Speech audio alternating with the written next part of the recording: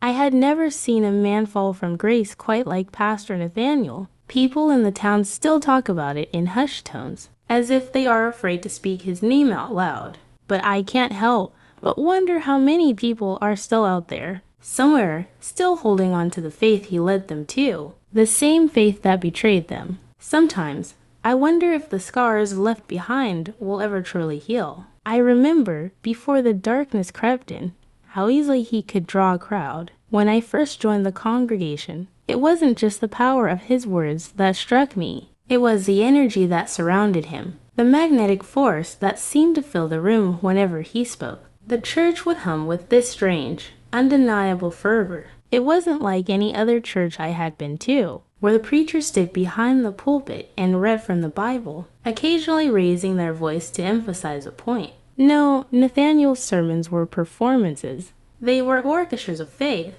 Every gesture calculated, every word designed to inspire a response. When he spoke of miracles, his voice would rise, thunderous with conviction. He would tell stories of people healed from disease, broken marriages restored, the poor made rich. He told of a God who loved abundantly, who had boundless gifts for those who believed. But in time, the words he spoke began to sound less like scripture and more like a script carefully crafted, rehearsed, manipulative. I remember how proud I was when he noticed me. It wasn't like any of the other pastors I'd encountered. Nathaniel had a way of making you feel like you were the most important person in the room. He made you feel special, chosen. One evening, after service, he called me aside. "You're meant for something greater. You know," he said. "God has placed you here for a reason. You are a vessel of his power." The words seemed to cut through me, a truth too deep to ignore. It was an invitation. At first, it was small things.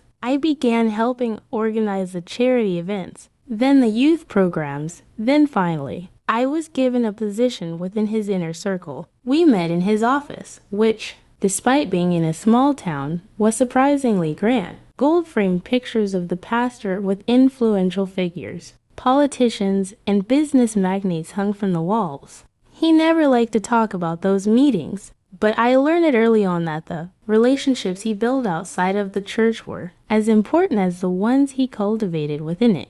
He wasn't just a man of God. He was a man of connections, a man who knew how to use people, how to get them to do what he needed. And when I became more involved, I started seeing the strings he pulled, the way he manipulated not just the congregation, but his closest allies as well. I remember one particularly